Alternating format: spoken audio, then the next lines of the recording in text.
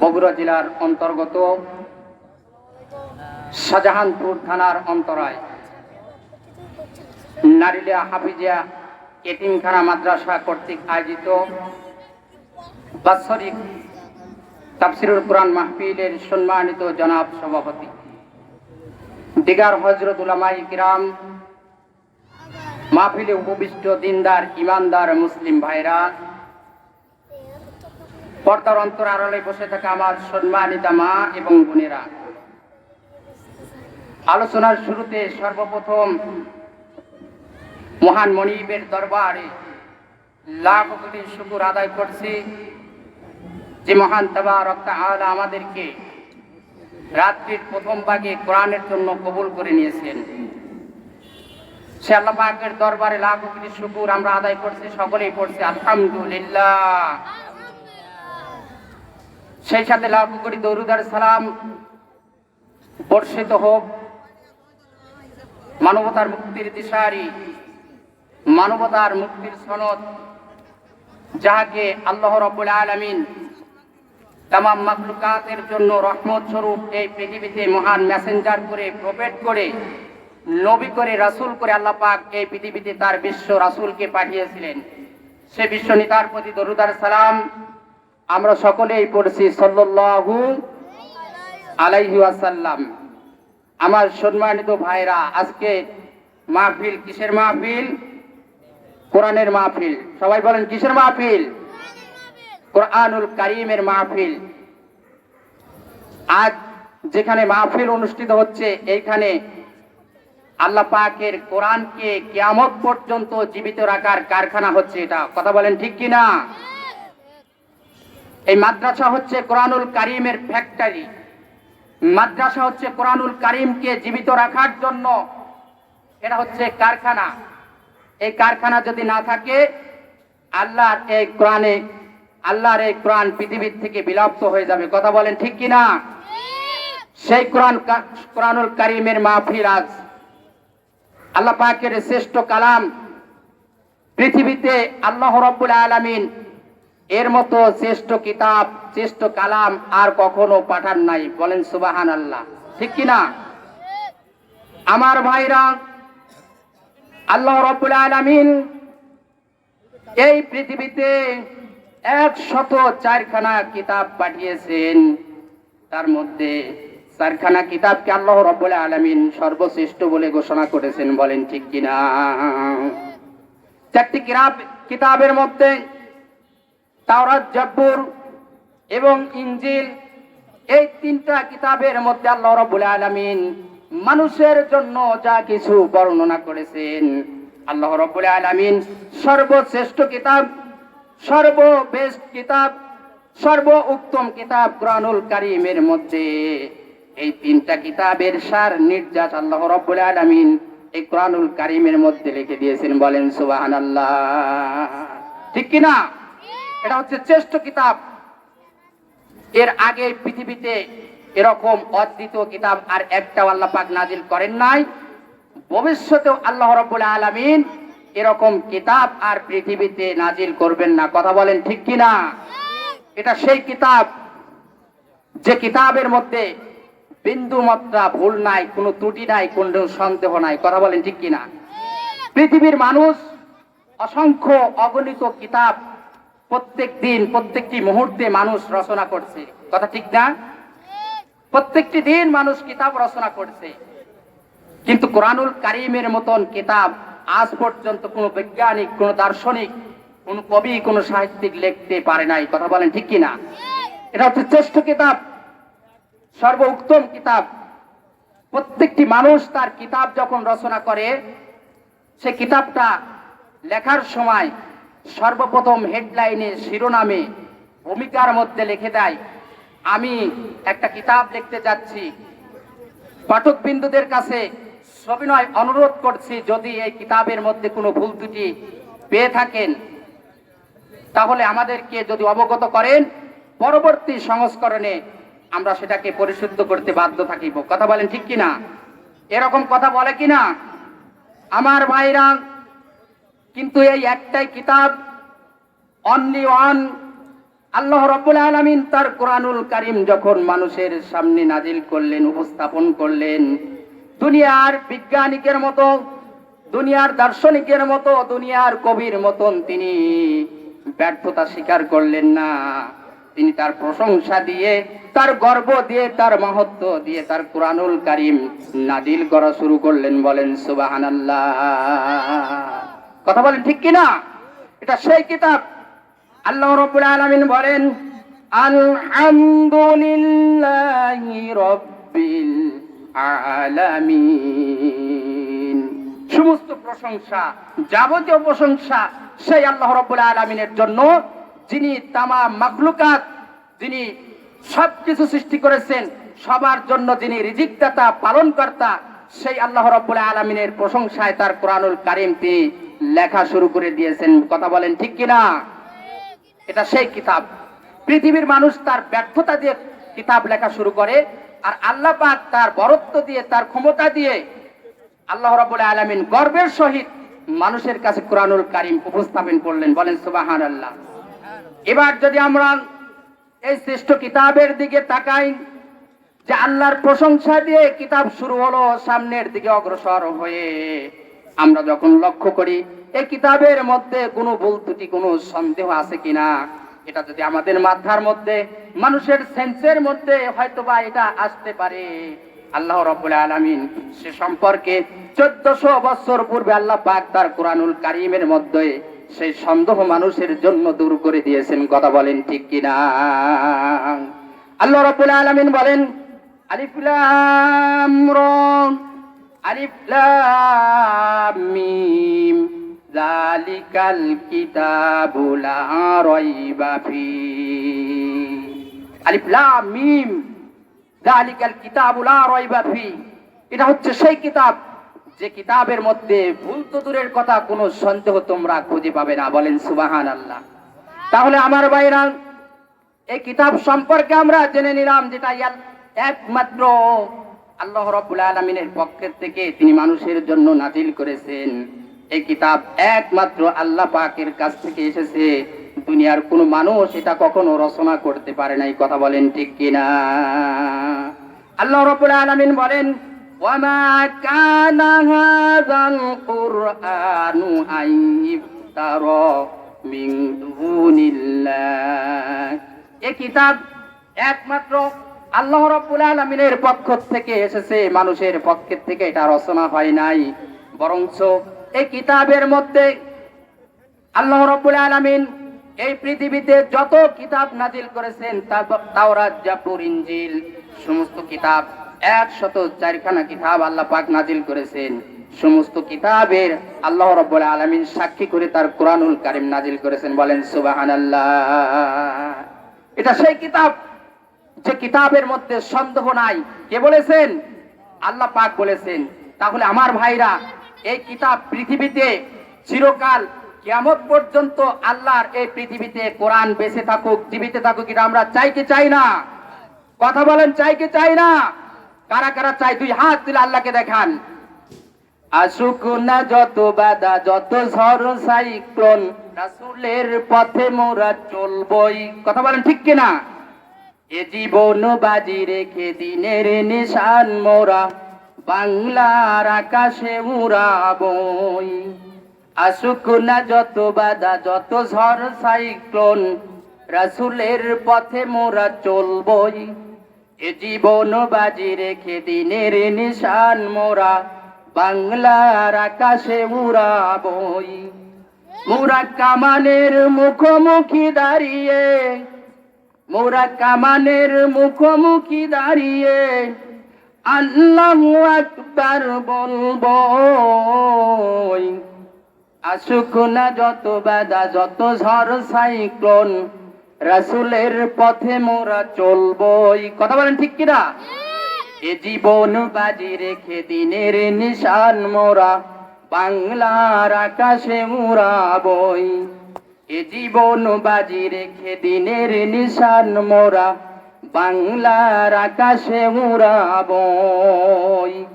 আমার ভাইরা, বলতেছিলাম আল্লাহ রাব্বুল আলামিন নিজ হাতে এই কোরআনুল কারীম নাজিল করেছেন। বান্দাদের জন্য। এর মধ্যে বান্দাদের দোলনা থেকে নিয়ে কবর পর্যন্ত যা কিছু প্রয়োজন হবে, দরকার হবে, আল্লাহ রাব্বুল আলামিন সব কিছু খুলে খুলে এই কুরআনুল কারীমের মধ্যে বর্ণনা করে দিয়েছেন। একটা জিনিসও তিনি বাদ রাখেন নাই। বলেন সুবহানাল্লাহ।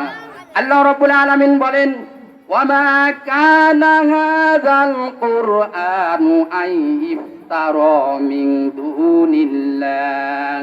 এই কিতাব একমাত্র আল্লাহর পক্ষ থেকে এসেছে, মানুষের বানোয়াট কোনো কিতাব নয়। বরঞ্চ পৃথিবীর জন্মলগ্ন থেকে যা কিছু এই পৃথিবীতে ঘটেছে, পুতন পাতান এবং পৃথিবীর মধ্যে যত কিতাব আল্লাহ রাব্বুল আলামিন নাজিল করেছেন, সমস্ত কিতাবের সাক্ষী করে আল্লাহ পাক তার কুরআনুল কারীম নাজিল করেছেন। বলেন সুবহানাল্লাহ। ওয়া তাফসীলাল কিতাব, আর এটা হচ্ছে মানুষের জন্য বিধিবিধান সম্পর্কে বিশদ ব্যাখ্যাকারী। মানুষের জীবনের সূক্ষ্ম সূক্ষ্ম পয়েন্টগুলো ধরে ধরে মানুষকে দিক নির্দেশনা দেওয়ার জন্য আল্লাহ পাক তার কুরআনুল কারীমকে মানুষের হেদায়েতের জন্য পথ প্রদর্শক হিসেবে স্ট্রেট ওয়ে, সুন্দর সুশৃঙ্খল পথ দেখানোর জন্য আল্লাহ রাব্বুল আলামিন তার কোরআনকে মানুষের জন্য এই পৃথিবীতে পাঠিয়েছেন। বলেন সুবহানাল্লাহ।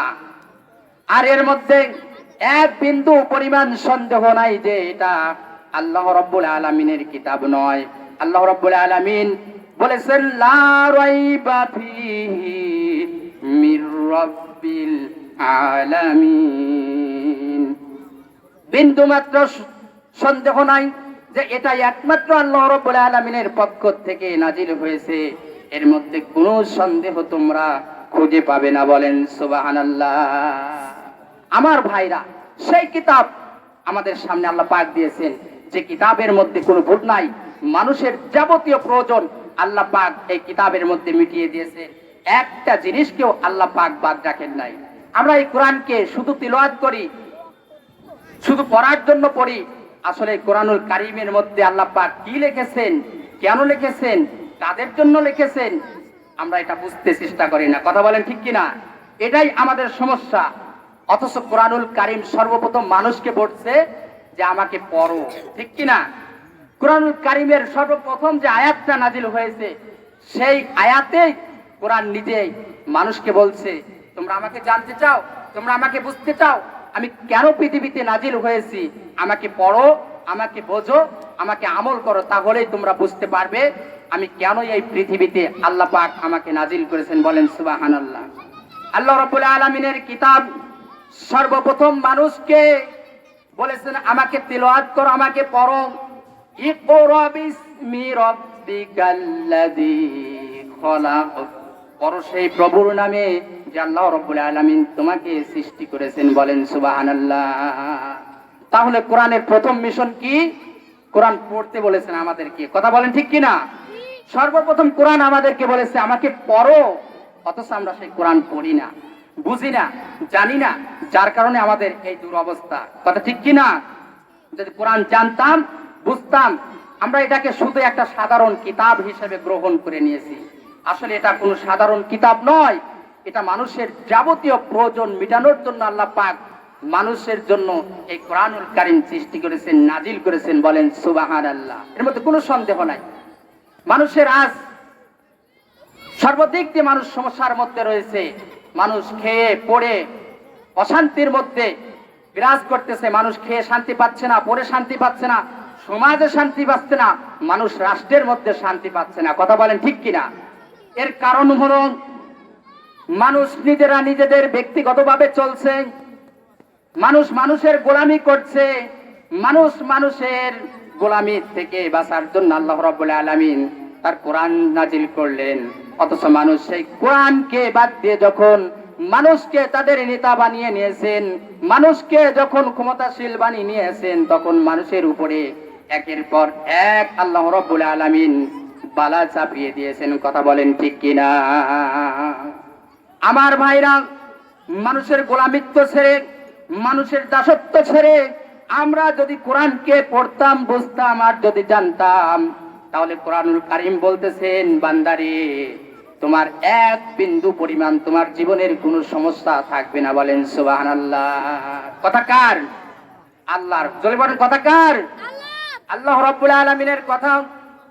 এই কোরআনুল কারীম বলতেছেন, মানুষ আমাকে যদি প্রত্যেকটি সেকশনে মেনে চলো, ব্যক্তিগত জীবনে, পারিবারিক জীবনে, সামাজিক জীবনে এবং আন্তর্জাতিক জীবনে প্রত্যেকটি সেকশনে যদি আমাকে রাখতে পারো, আর আমাকে দিয়ে যদি প্রত্যেকটি সেকশন যদি তুমি চালাতে পারো বান্দা, তাহলে আমি কোরআনুল কারীম বলতেছি, ফালা খাউফুন আলাইহিম ওয়ালা হুম ইয়াহজানুন।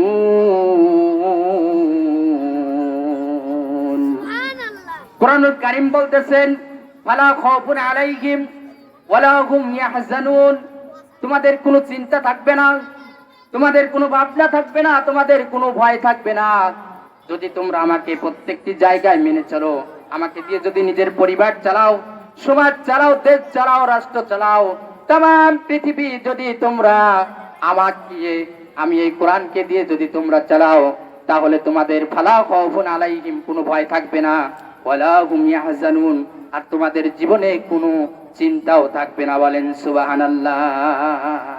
এই গ্যারান্টি দিয়েছেন কে? আল্লাহ পাক গ্যারান্টি দিয়েছেন। কথা বলেন ঠিক কিনা? আল্লাহ যদি আমাদেরকে বলে দেয় যে এ পথে চলো, চললে তোমাদের শান্তি হবে, তাহলে আল্লাহর কথা ঠিক হবে নাকি মানুষের কথা ঠিক হবে? কার কথা ঠিক হবে? আল্লাহর কথা ঠিক হবে। তাহলে আল্লাহ রাব্বুল আলামিন তার কোরআনুল কারীমের মধ্যে আমাদেরকে বললেন, ফালা খাউফুন আলাইহিম ওয়ালা হুম ইয়াহজানুন, তোমাদের কোনো ভয় নাই, তোমাদের কোনো চিন্তা নাই। আমাদের আজ ভয় আছে কিনা? আমাদের আজ ভয় আছে কিনা? গরিবের উপরে ধনীরা সবসময়ের জন্য নির্যাতন নিপীড়ন করছে কিনা, এই একটা ভয়।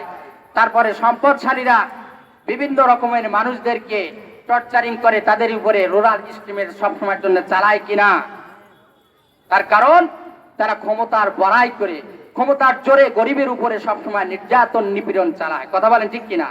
অথচ কোরআন বলতেছে যে না, সবাই তোমরা সমান হবে। ধনীর কি মর্যাদা, গরিবের কি মর্যাদা, আল্লাহ পাক আমার বুকের মধ্যে খুলে খুলে সব বর্ণনা করে দিয়েছেন। বলেন সুবহানাল্লাহ। তোমাদের ক্ষুধার ভয় থাকবে না, দারিদ্র্যের ভয় থাকবে না, আর তোমাদের কোনো চিন্তা থাকবে না। তোমাদের খাওয়া পড়া, শিক্ষা, চিকিৎসা, বাসস্থান, তোমাদের মৌলিক সব চাহিদা আল্লাহ রাব্বুল আলামিন আমি কোরআনুল কারীমের মধ্যে মিটিয়ে দিয়েছেন। বলেন সুবহানাল্লাহ। আমার ভাইরা, এটা সেই কোরআন, এটা সেই কোরআন যে কোরআন দিয়ে বিশ্বনবী জনাবি মুহাম্মদুর রাসূলুল্লাহ সকলে বলেন সাল্লাল্লাহু আলাইহি ওয়াসাল্লাম, এটা সেই কোরআন যে কোরআন দিয়ে বিশ্বনবী মাত্র 13 বছর সংগ্রাম করে, নিজে নির্যাতন নিপীড়ন সহ্য করে, সাহাবায়ে কিরাম জীবন দিয়ে মাত্র 13টা বছর কষ্ট করে এই কোরআন দিয়ে এক বিপ্লব ঘটিয়েছিলেন। কথা বলেন ঠিক কিনা? মাত্র 13 বছর কষ্ট করেছিলেন। এরপরে তিনি এমন জাতিকে এমন একটা সুন্দর সমাজ, দেশ তিনি উপহার দিয়েছিলেন, যে দেশের কথা তিনি নিজেই বলেছেন, খায়রুল কুরুনি কারনি। সুবহানাল্লাহ পড়েন। যে সমাজের কথা বিশ্বনবী নিজেই তার জবান দিয়ে বলেছেন, খায়রুল কুরুনি কারনি, সর্বশ্রেষ্ঠ যুগ আমার যুগ। বলেন সুবহানাল্লাহ। কি দিয়ে তিনি বিপ্লব ঘটিয়েছিলেন? আল্লাহর এই কোরআন দিয়ে। ঠিক কিনা? যে সমাজের মানুষগুলো সবসময়ের জন্য গুনাহের মধ্যে নিমজ্জিত ছিল, যারা আল্লাহকে বিশ্বাস করতো না, শিরকের মধ্যে নিমজ্জিত ছিল, সবসময়ের জন্য যারা চন্দ্রকে পূজা করত, সূর্যকে পূজা করত, যারা গাছকে পূজা করত, বিভিন্ন রকমের দেব দেবী তৈরি করে তারা সেগুলোকে মাবুদ বলে মনে করত, এরকম এক জাহিলি সমাজের মধ্যে বিশ্ব নবীকে আল্লাহ রাব্বুল আলামিন পাঠাইলেন, আর তিনি দাওয়াতি কাজ শুরু করে দিলেন আল্লাহর এই কোরআন দিয়ে। কথা বলেন ঠিক কিনা? ঠিক কিনা? তিনি আল্লাহর এই কোরআন দিয়ে শুরু করলেন তার মিশন, তার স্লোগান, তার দাওয়াত শুরু করে দিলেন যে হে মানুষ, বাঁচতে যদি চাও তাহলে আল্লাহকে রব হিসেবে, এক আল্লাহকে রব হিসেবে মেনে নাও। বলেন সুবহানাল্লাহ। বিশ্বনবী বললেন, ইয়া আইয়ুহান নাস কুলু লা ইলাহা ইল্লাল্লাহ। হে মানব সমাজ, বাঁচতে যদি চাও, সুন্দর সুশৃঙ্খল ভাবে যদি তোমাদের জীবন পরিচালিত করতে চাও, যদি তোমরা খেয়ে পড়ে সর্ব অবস্থায় শান্তির মধ্যে পৃথিবীতে বসবাস করতে চাও, তাহলে এক আল্লাহর ইবাদত করো, যে আল্লাহ ছাড়া দোসরা কোনো মাবুদ নাই। বলেন সুবহানাল্লাহ। এই মিশন নিয়ে, এই স্লোগান নিয়ে, এই টার্গেট নিয়ে, এই দাওয়াত নিয়ে বিশ্ব নবী ময়দানে নেমে পড়লেন আল্লাহর এই কোরআন নিয়ে। বলেন সুবহানাল্লাহ। কি নিয়ে? আল্লাহর এই কোরআন নিয়ে তিনি একা একাই নেমে পড়লেন রাস্তায় আল্লাহ রাব্বুল আলামিনের অর্ডারে। আমার ভাইরা, বিশ্ব নবী এবং সাহাবায়ে কিরাম কষ্ট ত্যাগ স্বীকার করে, এমনকি নিজের জন্মভূমি পরিত্যাগ করে মদিনায় চলে গেলেন। 13টা বছর কষ্ট করার পরে তিনি জাতিকে এমন একটা সমাজ দান করলেন, যে সমাজের মানুষগুলো খেয়ে পয়ে সর্ব অবস্থায় সুখে শান্তিতে বসবাস করেছে, যাদের কোনো টেনশন ছিল না। আল্লাহ রাব্বুল আলামিনের কোরআন দিয়ে তারা সমাজ গড়েছিলেন। বলেন সুবহানাল্লাহ। এটা সেই কোরআন। বিশ্বনবী বলেছেন যে খায়রুল কুরুনি কারনি, সর্বশ্রেষ্ঠ যুগ হচ্ছে আমার যুগ। বলেন সুবহানাল্লাহ। তাহলে আমার ভাইরা, যে একটা অধপতন জাতিকে মাত্র 13 বছর পর্যন্ত কষ্ট ত্যাগ স্বীকার করে আল্লাহর হাবিব এমন একটা সুন্দর, এমন একটা রাষ্ট্র জাতির কাছে উপহার দিলেন, যে রাষ্ট্রের সুখ আর শান্তির কথা আমরা আজ বর্ণনা করতেছি, যেরকম রাষ্ট্র এই পৃথিবীতে পূর্বেও কখনো হয় নাই, আর ভবিষ্যতে কখনো কিয়ামত পর্যন্ত সেরকম সুন্দর রাষ্ট্র আর কায়েম হবে না। তাহলে আমার ভাইরা, আমার মূল লক্ষ্য হচ্ছে আল্লাহ পাকের এই কোরআন দিয়ে বিশ্বনবী একটা বিপ্লব ঘটিয়েছিলেন। কথা বলেন ঠিক কিনা? সেই কোরআনই আজ আমাদের কাছে আছে, আছে কিনা? সেই কোরআনই আছে। অথচ আজ আমরা নির্যাতন, নিপীড়ন হচ্ছি সর্বাধিক, সর্ব অবস্থায় আজ আমরা দুর্দশার মধ্যে পড়ে আছি। কথা বলেন ঠিক কিনা? তাম পৃথিবী আজ ভাইরাস সৃষ্টি হয়ে গেছে, মুসলমানদের আজ কোথায়ও শান্তি নাই। যে দেশেই বলেন, ভারতে বলেন, বাংলাদেশে বলেন, পাকিস্তানে বলেন, ইন্ডিয়ায় বলেন, আফ্রিকায় বলেন, যেই জায়গায় তাকান না কেন, গোটা পৃথিবীতে আজ মুসলমান নির্যাতন, নিপীড়ন হচ্ছে। কথা বলেন ঠিক কিনা? ঠিক কিনা? এর একটাই কারণ, আল্লাহর কোরআন যখন মানুষ ছেড়ে দিয়েছে মুসলমানেরা, তখন আল্লাহর লানত, আল্লাহর গজব আল্লাহ রাব্বুল আলামিন এই মুসলমানদের উপরে চাপিয়ে দিয়েছেন। কথা বলেন ঠিক কিনা? আমার ভাইরা, আজও যদি বিশ্বের মুসলমান ইমানদারেরা, মুসলমানেরা আল্লাহ রাব্বুল আলামিনের এই রজ্জুকে, রব্বুল আলামিন বলেছেন ওয়াতাসিমু বিহাবলিল্লাহি জামিআ। আল্লাহ পাক বলেছেন, বান্দারে, আমার কোরআনকে, আমার রজ্জুকে তোমরা যদি শক্ত করে ধরতে পারো, পৃথিবীর কোনো বাতিল শক্তি তোমাদেরকে কখনো পদানত করতে পারবে না। কথা বলেন ঠিক কিনা? ঠিক কিনা? আল্লাহ পাকের এই রশি, এই রজ্জু যখন আমরা ছেড়ে দিয়েছি, তখন আমাদের উপরে বিপদ নেমে এসেছে, আমাদের উপরে বালা মুসিবত। আমরা আজ ফুটপথে পড়ে আছি, কেউ খেয়ে আছি, কেউ 10 তলায়, আবার কেউ গাছতলার মধ্যে বসবাস করছে। কথা বলেন ঠিক কিনা?